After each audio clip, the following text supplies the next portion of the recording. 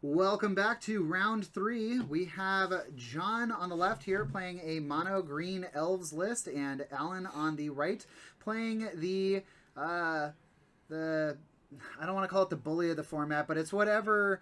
I'm just falling all over myself here. The twin was for modern. I feel like that's what Delver is for legacy. Yeah, it's definitely kind of like Public Enemy #1 for sure. Delver and like Initiative are kind of the top contenders for that, that slot #1 for sure.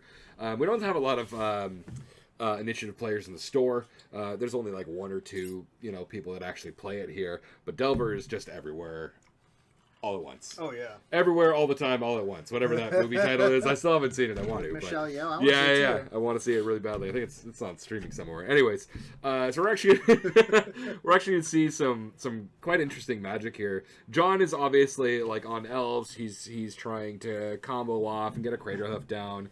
He's not really doing much to interact with his opponent. Oh no, did we freeze? Yeah, I think it froze. Sorry, players. We're gonna jump. Our live feed froze for just a second, everybody. Give us one moment.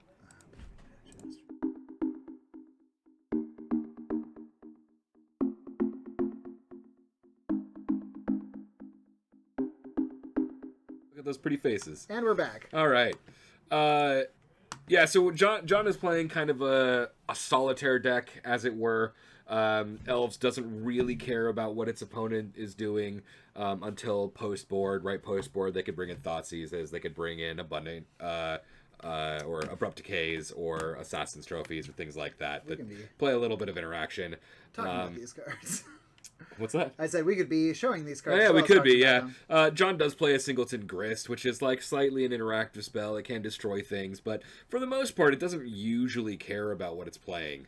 So, Once Upon a Time from John before land drop here, so he's kind of seeing an extra card. You go to draw. It's kind of like, do you do the Once Upon a Time at the end of your opponent's turn, or do you do it after you've drawn, so you can see that one card down further? I don't think it matters. You're still seeing 6 cards either way. Yeah, I mean, usually Once Upon a Time is definitely fired off on like as quickly as you can. Like, there's not really a point in playing it on your opponent's turn. It doesn't really matter. It's the first spell being played, right? Especially if your opponent is playing something like Delver, they could, if they really wanted to, if they're on the play, they could just daze it, right? Something like that. So it really depends. We see a Wasteland from our Delver player, as I was talking about earlier, right? Decks that are just constantly killing all of your mana and your lands and slowing you down in ways like that. I mean, we just saw it from Alan against John. So, I mean, Alan off to a pretty commanding spot here, having the 2 Dragon's Rage Channelers. So now every time he casts a Brainstorm or a Ponder, he gets to Surveil twice, growing that yard super fast, turning these into 3/3s. So this can turn into, from a 5 or a 10 turn clock into like a 4 turn clock. Pretty easily. And we see the days, as I was talking about, against the John's Elvish Visionary there. I mean, John's already been slowed down by 2 turns here by getting Wastelanded, getting his Dryad Arbor Wastelanded, and then a simple Elvish Visionary tapping out for 2, and then getting it dazed. So it's almost like Alan didn't care what John was going to play. He's just like, oh, you have a 2-drop? Daze. Yeah, we're going to daze it, right? I mean, he knows that John is on Elves, obviously seeing, like, Dryad Arbor on turn 1 into an Elvish Visionary on turn 2. Like, the Elvish Visionary is what really gives it away. Sure. Like before, it could have been some like green Zenith pile, but like that's still a possibility. But once again, we're in that local meta type of thing where everyone knows that John is on Elves. Well, John could be playing Amulet Titan.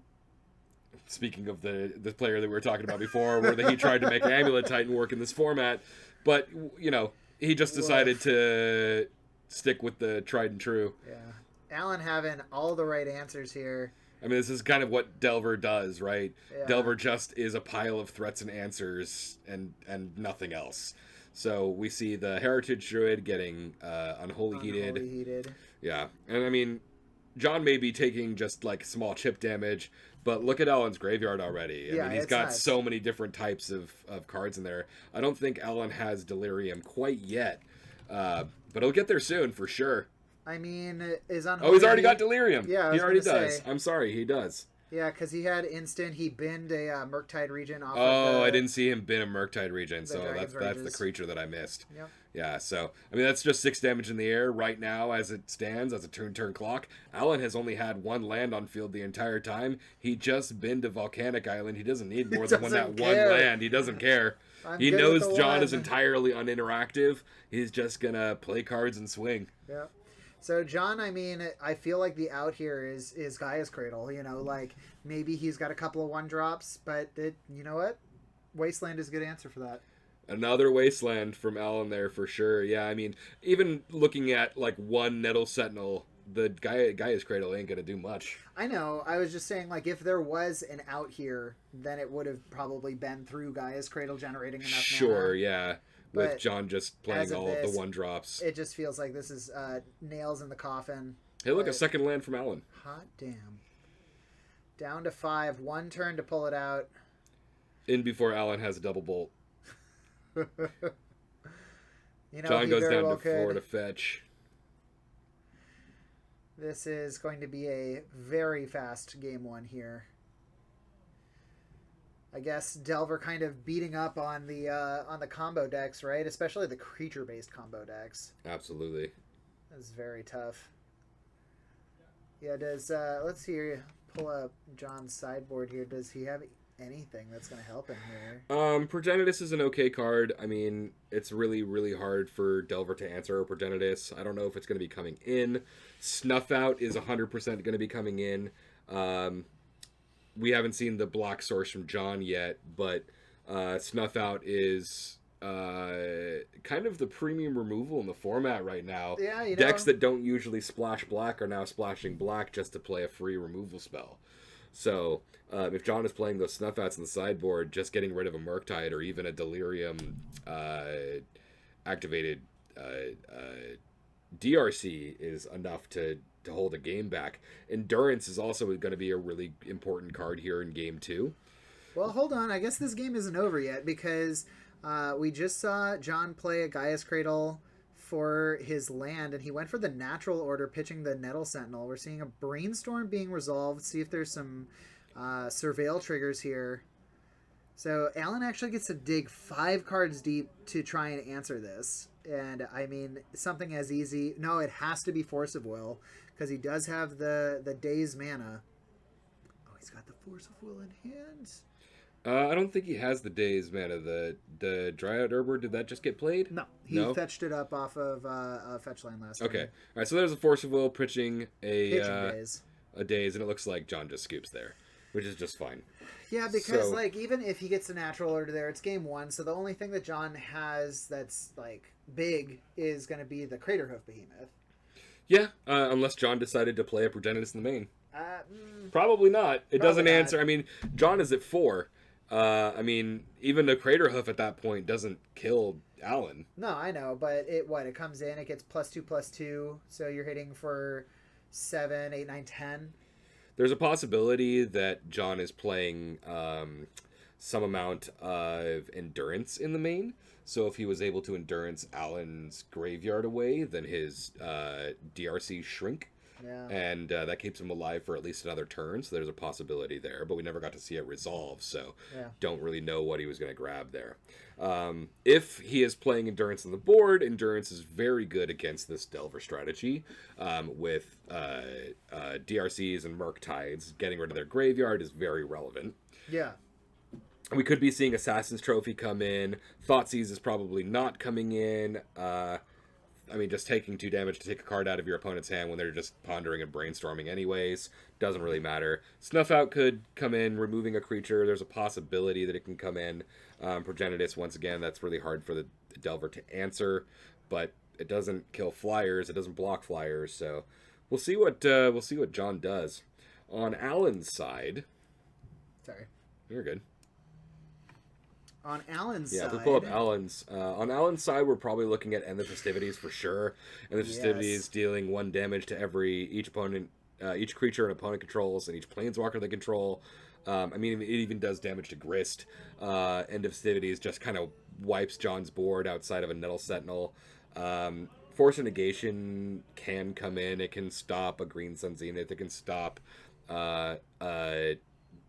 Glimpse of Nature. It can stop a Natural Order, right? I think End the Festivities is going to be the biggest card for sure. Yeah. I mean, really, I think I like the main board for Alan and the End the Festivities. So like, I would rather have almost any one of these cards than anything else in his sideboard. Submerge. Yeah, I mean, there's a possibility that Forest and Islands. Yeah, I mean, so what? They played a Craterhoof Behemoth and then you tuck it. That's a possibility. Yeah, I mean, you can try to submerge that. You can try to They try to go off in some sort of a capacity. Submerge can be brought in that way, right? Sure. If John decides to tap out for some creatures and decides to. Submerge might not come in. I'm not really a Delver player or an Elves player, but it is a possibility. Yeah. Right? If your opponent is controlling a forest and you are controlling an island, I mean, that's what's going to be happening in these games. So it's a possibility that comes in, but I'm not sure. Yeah, we will see. It's like John is already ready to go. Alan's shuffling up. We're going to get a game 2 here real quick. I feel like John is probably not in the best position for this match. Like, just looking at the decks in a vacuum, like, Delver is probably going to be the one more favored in this match. Probably in a vacuum, yes, but both of these players are incredibly well versed in their archetypes. John is an amazing Elves player. Yeah, I mean, I can't imagine that he would have such a beautiful deck if it wasn't something that he was very well versed in. I do like that he also starts with that foil Miscut Forest as often as he can for his all of his forests in the deck drop. are those foil Miscut ones. Oh, really? Yeah, every forest in his deck is one of those. Oh, I didn't realize. Yeah. John's deck is like entirely foiled. They're like German foils. He's got I think all of his duels are FBBs. So yeah, John's deck is pretty decked out for sure. Looks like Alan's going for the mulligan here. Didn't like his first 7. He's probably just looking for an End of Cities, I imagine. just keep mulliganing until you hit it. Well, maybe not mulliganing until you hit it, but like seeing it in your 7 or 6 is going to be really good for sure. Very nice. You hold on to it until like turn 2 or 3, and then just sorry. It's like playing a Plague Engineer. I mean, like, everything just dies. Yeah, there's a reason that Elves isn't really seeing play in the format anymore. Plague Engineer is seeing a lot of play in sideboards of black decks. Some decks are even splashing black just to be able to play that card. It pushed, Death and Taxes out of the format. Humans was a deck for a little while there, like mono white or white blue Humans was a little bit of a deck. All these tribal strategies are just not relevant anymore because that card got printed in MH1. We actually just had blue white Humans on the YouTube channel today. Fantastic. Yes. Blue white Humans, that's a deck I used to play. I did very well with it, and then I didn't. Then Plague Engineer. Plague Engineer, yeah. It's a hell of a card, for sure. It's definitely keeping the tribal strategy down, but I do know that there's a lot of players out there, like John, who've, played the deck for a long time. And it's like, I like to play this deck. Yeah, so I mean, we're at a weekly, right? I mean, even at competitive events, you're going to see Elves players, right? If you just, dodge the hard matchups like this or other decks that play Plague Engineer, you could just win out because you're seeing non-interactive decks. Yep. And I mean, that's where Elves really likes to live, is you see another non-interactive deck, or you see one of those 4-color decks that we saw earlier tonight, John would run them over. Oh, absolutely, yeah. It's really hard for those types of strategies to deal with goad-wide strategies, so absolutely. All right, looks like we got a game going here. John fetches, and Green Suns for 0. So he's getting a land, and then he'll put a Dryad Arbor into play and shuffle up his library. A little bit of ramp, getting that Bayou there. The black part of John's green-black list. I know I just said that it was mono green, but it does have a little bit of a black splash mostly for the sideboard. I mean, he does run the Grist main board, but we also have the Assassin's Trophy on the side and the Snuff Out. We got Assassin's Trophy, Snuff Out, Thoughtseizes. Yeah, we got a couple of black cards. Oh, 4 Thoughtseizes. That's a lot. Yeah, it is a lot, but when you're trying to play a combo deck, right? Elves in its base is a combo deck, so you're trying to want to get all those cards that are going to interact with you out of your opponent's hand. Alan we see a bolt against the Dryad Arbor here. Lightning bolts, kill your ramp. Oh man, are we going to see a very similar play here? Oh, Allosaurus Shepherd cannot be countered. Allosaurus Shepherd can't be countered in itself. and it makes all green spells uncounterable. This card is insane. Oh, it's amazing. This card is absolutely insane. Like, any green deck can play it. Enchantress could play this deck if it wanted to. This card is just great. But there's a second bolt against bolt. the Allosaurus Shepherd there. Absolutely brutal. Yeah, I said this card is amazing, but you know what it doesn't live against? 3 damage. It's true. So it doesn't live against an end of festivities either. Nope, doesn't do that either. I mean, it helps against those counter spells, days, and all of that. But what I love about Allosaurus Shepherd is it came out of nowhere. It was in the Jumpstart pack that absolutely nobody got any product for. And so when it finally started showing up, people are like, what is this card and where did it come from? And then why did it be, what was it, $80, $90, $100 at one point in time? It's absolutely insane. Reprinted, I think, in the Double Master set. Is that where it was? I can't remember. I think it got reprinted in the Double Master set that was not last December, but the December 4, which seems insane that it was already so long ago. But late 21, early 22, we got to see a sharp drop. As you can see, it's only $30 now. Yeah, as opposed to the 90, 100, or even over 100 that it was. Okay, so it definitely had to have seen a reprint. We see a iteration expressively from Alan here. This is like a format defining card at this point. Expressive iteration, basically getting to draw you 2 cards, but seeing 3 cards for 2 mana. Players almost always paying 2 mana before their land drop, exiling the lands, being able to play the land and put a card in their hand, and then put some crap on the bottom of the library. I feel like this card alone is the reason a lot of players are playing blue-red. That's a huge... Yeah, I mean, I 100% agree with you. I think this card is one of the best cards printed in the last couple of years. I mean, it's seeing play in pretty much every single format. Including Vintage, right? Yeah, I think it's also seeing play in Vintage, right? This card sees a lot of play in Modern. It sees a lot of play in Legacy. Looking at 3 cards for 2 mana, basically drawing 2 cards for 2, but getting to that card selection is huge. Yeah. Card is silly. It does a lot. So, Alan playing the namesake card Delver Secrets there. This boy... John fetching for a Dryad Arbor. I'm sure everybody is familiar, but if you do hit that instant or sorcery, it will turn into that 3/2. Yeah, hopefully John having a little bit of mana here. Going to draw a card off of the Elvish Visionary. Did he play the Dryad for the turn? No, he fetched it with the the Windswept Teeth. With the Windswept Teeth, yeah.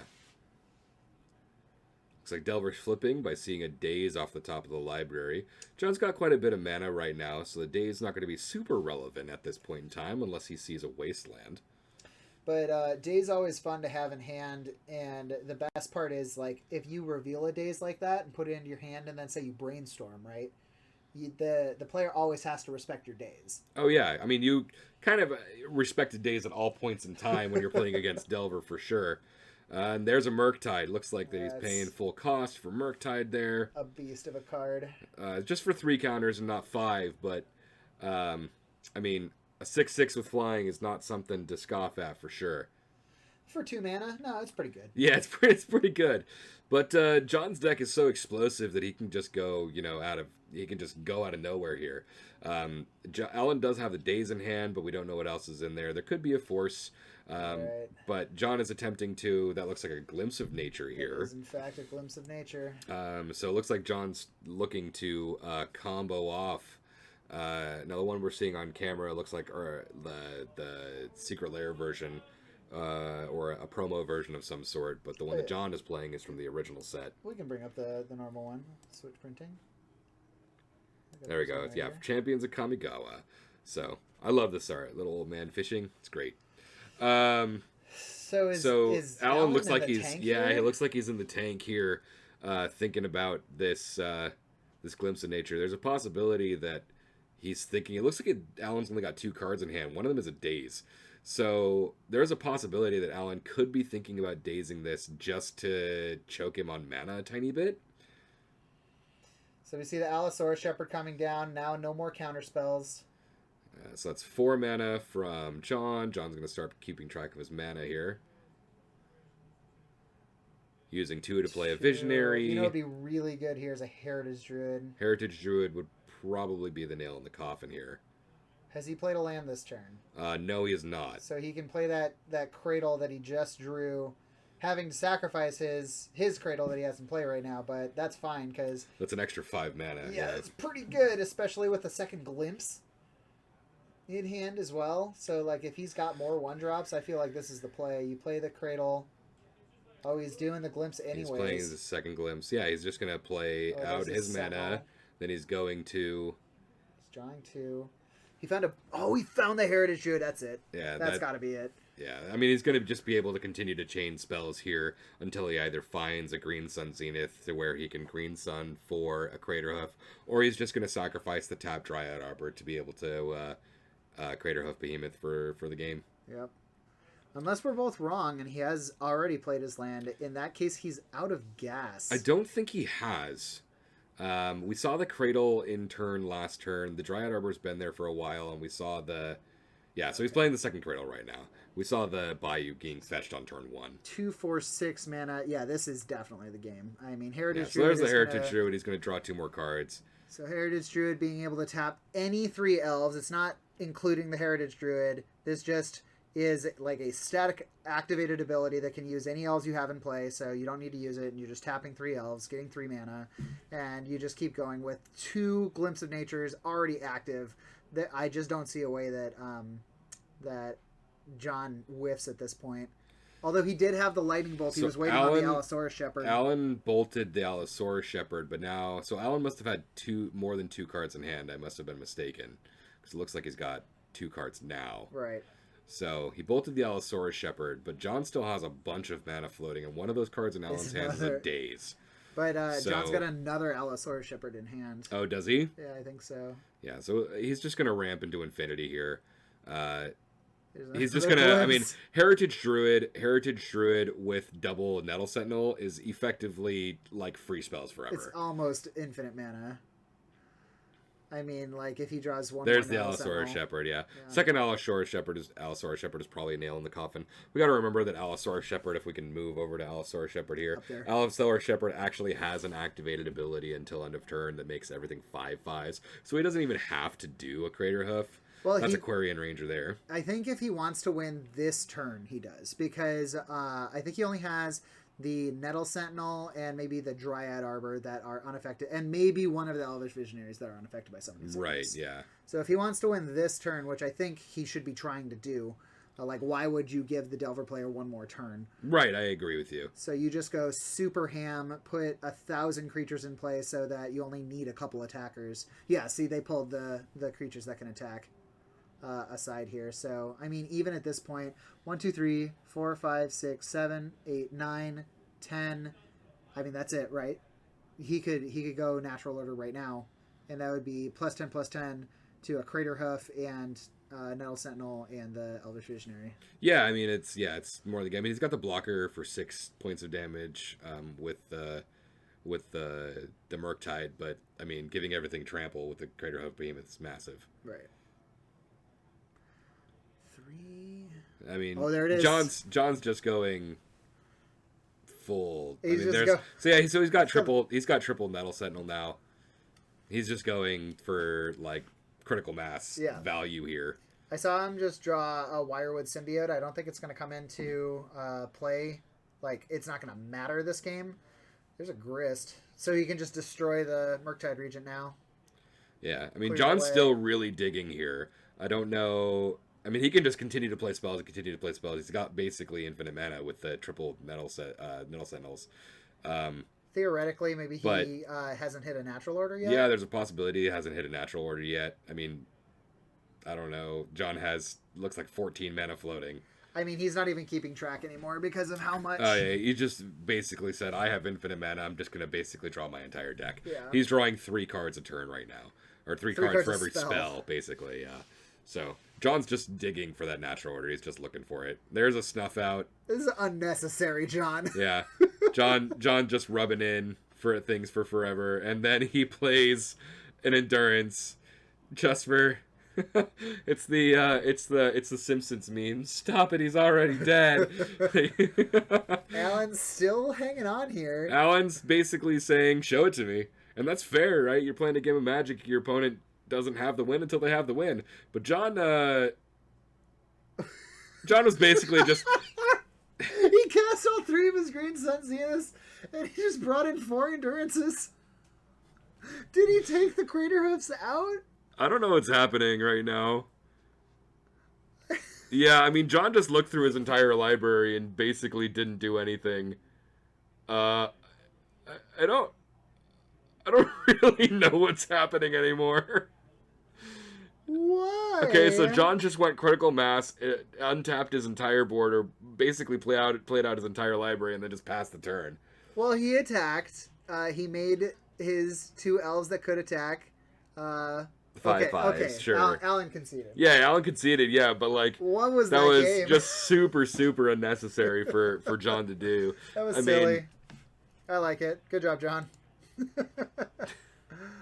We'll go ahead and do the real printing of this one, too. Let's see here. Scourge. There we go. So, there you go. I mean, I feel like Delver is one of those classic tempo strategies, right? So, it's always pushing your opponent on the back foot. Like, they just can't quite catch their footing. And if you just have them off enough, then they'll eventually die because you're attacking with your 3/3s or whatever. yeah, I mean, it's exactly the definition of tempo, for sure. So, like, the fact of the matter is that the combo can sometimes get up on the tempo strategy because it's just like, oh, I got over that 1 to 2 hurdles that you threw in front of me, and here I go. Yeah, exactly. So even the chat was like, what's happening? It was a really good showing. I'm happy that we got that on camera. John just kind of saying, well, here's my deck, deal with it. Yep. Gotta respect it for sure. Kevin, glad to see you watching the stream. Hope to see you next week. Let's see here. Well, looks like Alan's thinking about deboarding some cards or boarding some other ones in here. There is a possibility that there's a change for play draw. Once again, I'm not really a Delver player. I'm not a tempo player. I'm a combo player at heart. So. I've heard that you take Dazes out in if you're on the draw, because Daze becomes infinitely worse. Yeah, especially against a deck that's just creating 1,000 mana. Right. Right. But, I mean, we saw it in Game 2. Yeah. So, the fact that Alan was on the draw in Game 2 and still had Dazes in, perhaps he didn't think that way. But there's also a possibility that Daze was just better than anything else he wanted to bring in, you know? Yeah, I mean, that's a huge possibility. I wouldn't want to see a Maddening Hex against John. Like, why? Yeah, I agree with you. Maddening Hex is a cool card. I remember playing against double Maddening Hex, I don't know, probably 3 months ago. Double Maddening Hex my opponent had on field, and I still won the game. Like, wow. Yeah, I don't know what happened. I think my opponent was just rolling really low, and I had a Sithis on field, and was chaining enchantments because I was on Enchantress. Yeah. So I was just gaining like 5 or 6 life a turn, and he was not killing me fast enough with his rolls. Whoa. So That's Maddening Hex is a really cool card. I've definitely thought about playing it in Enchantress myself. Yeah, and it's even a curse, so I could play it in my curses deck. Play it in the curses if deck. I really wanted to. Seems like a really bad draw, though. It is a very bad draw, but it's still something that you can pitch to Chromox. Oh, that's true. Yeah, so like even if I draw the one of Overwhelming Splendor that I play in the list, right? I can still pitch that white card to Chromox to create at least some mana. Right. Yeah. All right, so we're seeing the Once Upon a Time revealing the Quirion Ranger, I believe. Yeah, that was a Quirion Ranger. We also see a turn 1 Delver from the opponent. John goes Forest Nettle Sentinel Pass. Nettle Sentinel, once again, one of the only cards in the deck that doesn't just outright die to an End of Festivities. So, because that two toughness ends up being strangely relevant in that situation. Yeah, I mean, it's kind of the only card in his whole deck that doesn't die to a sweeper like that. Yeah, we see a Ponder from Alan there. Flipping the Delver. Ponder probably setting up. I mean, you know, there's a Force of Will in Alan's hand. Wasteland doesn't feel good here, but like a Lightning Bolt for the... I wouldn't even want a Lightning Bolt the Nettle Sentinel. I'd rather Lightning Bolt the Enabler. I mean, Nettle Sentinel is an enabler in a way, but yeah, I would wait for like a Heritage Druid, or you could or the even, Ranger. yeah, or Allosaur Shepherd even. Oh yeah, that Miscut Forest is very nice. Very nice. Yeah, John's decks are oftentimes just like this. If we've seen his CDH decks, they're also kind of like this. Yeah. Is that a Birch Lore? That does look like a Birch Lore Rangers, yes.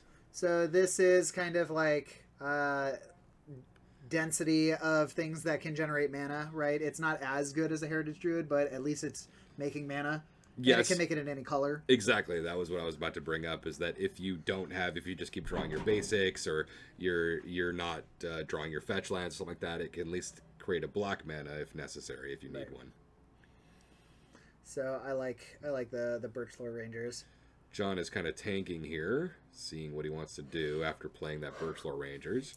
He's got 2 mana available to him. Looks like he has an Allosaurus Shepherd in hand. Yeah. But he's just going to pass the turn, it looks like. Just taking a couple cracks from this Delver here, no problem. So what Delver basically creates a 6-turn clock, if in a perfect, or a 7-turn clock, I guess, if it's just one Delver. Yeah, 1 Delver over the amount of 7 turns is 21 damage. Yeah. So highly doubt that we're going to get to that point, but No, but it has definitely happened, and it's happened to me. Oh. Just 7 turns, swinging in with 1 Delver. Yeah, I mean, when you draw the wrong half of your deck, just happens.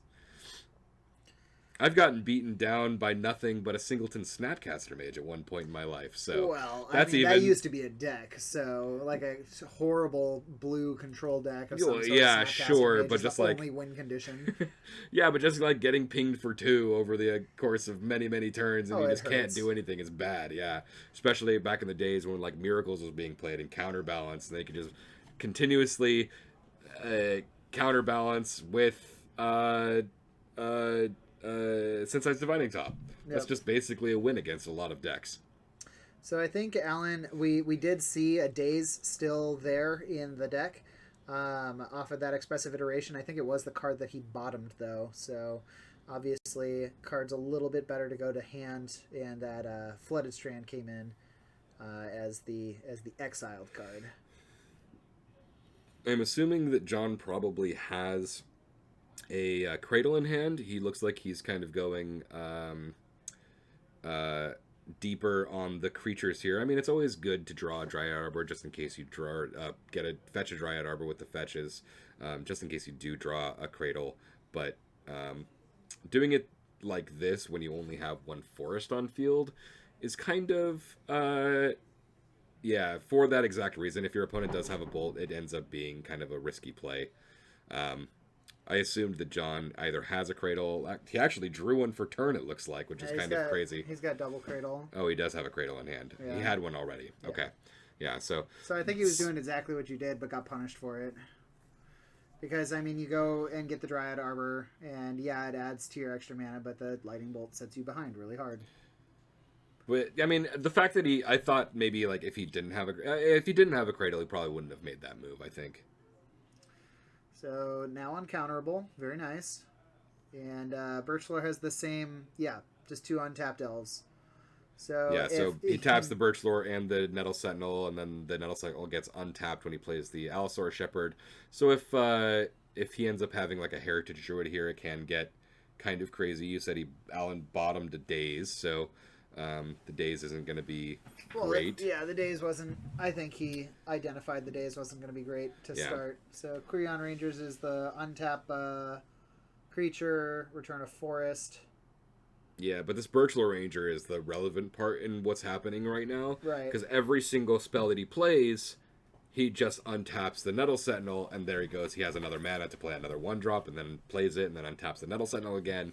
So he can just kind of go really, really wide here. Alan's got to really hope to find an end to festivities, because if he does, the game definitely... Over. No, I wouldn't say over, but it changes a lot. Well, it really... he already... That's endurance. That's an endurance. Okay. Endurance targeting Alan. Of course. And then looks like he's swinging in with the Nettle Sentinel here. All right. Okay. Yeah, because he used used his land drop for the Bayou this turn. Oh, his hand looks pretty impotent. It's 2 Cradles and a Dryad Arbor. That's pretty rough. I mean, John has an Endurance on field that can now profitably block this Delver. That's true. Endurance having reach is pretty huge. So if John blocks this Delver here, Alan probably has a Bolt or maybe even an end of Festivities in hand. So a 3/4. I was gonna say it's not. Oh yeah, dead I was like, yet. it's not. Yeah, I didn't think it was dead, but What? Oh, it's a Brotherhood, and it's 3 damage to oh, each creature in play. I'm pretty sure. Brotherhood's. is that what it's called? Brotherhood's End. Yeah, this card spiked in Yeah, price. there we go.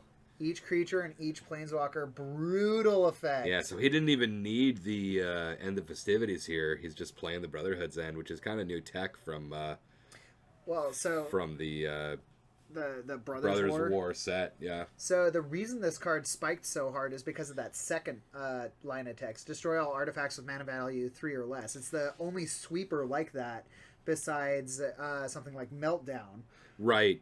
Yeah, I mean that can hit multiple Trinispheres or multiple Chalices. Yep. It can hit an Ensnaring Bridge if that's relevant, right? There, like Karn Wishboard things are relevant in this format, so. And it kills all Karnstrucks, which is also immense. Yeah, I mean, Urza Sagas are kind of running rampant in both Modern and Legacy. So I mean, this card started as like a bulk rare, and now it's $11.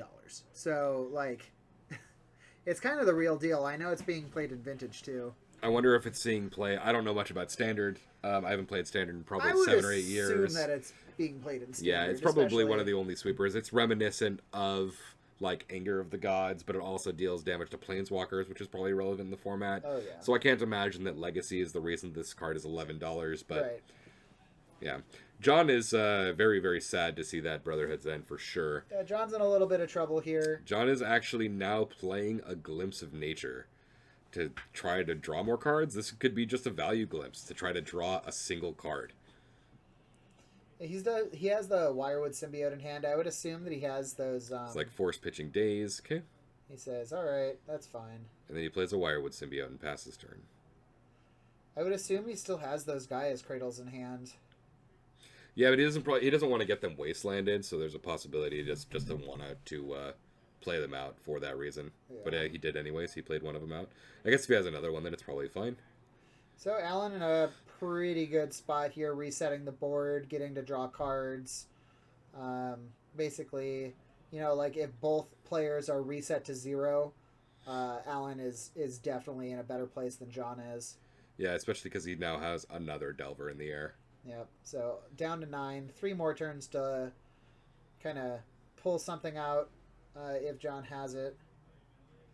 But I don't even know what he could draw here. Like, I feel like Elves kind of needs a density of cards in hand to really go off. Yeah, if John has 0 cards in hand and he just drew his 1 card for turn, it's going to be pretty hard for him to get out of this. I mean, he can chain 1 drop after 1 drop after 1 drop if he, like, draws a Visionary or a... So there's a Green Sun Zenith for 2.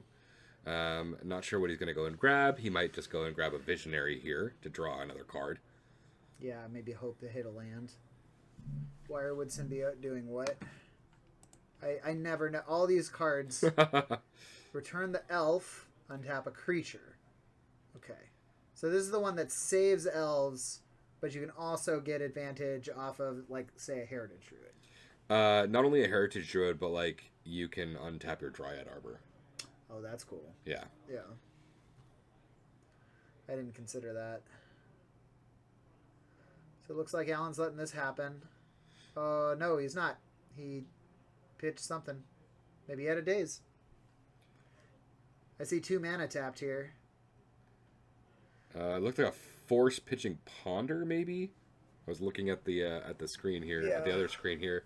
I missed it. We both missed it. Who doesn't love this play? One of Mystic Sanctuary for the Delver player. This is what makes... Getting back Expressive Iteration. But this is what makes Daze relevant, because You can fetch it out of your deck with a dual land or with a fetch land. And Put the expressive iteration back on top. I've seen players daze their own stuff to bounce this island back to their hand so that they can Mystic Sanctuary and play another expressive iteration. Mystic Sanctuary is a very good card in combination with cards like that. But a Murktide is coming down here, so John does not have much time to figure out anything. I would say 1 turn. Yeah, I mean, an Endurance would block profitably, or not profitably, but would block and give him a turn. I know that John is just kind of one of those people that says, when I'm dead, I'm dead. So he must know something, right? Maybe he did actually board in a Assassin's Trophy, so if he got an Assassin's Trophy, he could kill the Murktide, but it doesn't look like that's what he drew. But that's it. He drew another Green Sun Zenith, and he saw the writing on the wall, and that's going to be the game. Cool showings from both players. We definitely saw both decks do what they were supposed to do, and these are Delver, at least, is definitely tier 0 in the format. Oh, yeah. Elves has fallen out of favor for sure, but we saw it in the hands of a very good Elves player, so happy that we got to see that match. And that wild game, too, was pretty fun to see. Yeah, I mean, the Brotherhood's end in Game 3 as well was like absolutely huge. I thought John was ahead, and then this is why I love this game, is because one person can be ahead, and then the other person just plays a card, and boom, the entire sway of the game changes. Yep. All right, well, we'll go and check and see if we are going to fire a round 4. And so we'll be going to the between matches screen for a bit. And if not, then, well, you know what? Either way, we'll see you in a little bit. See you soon.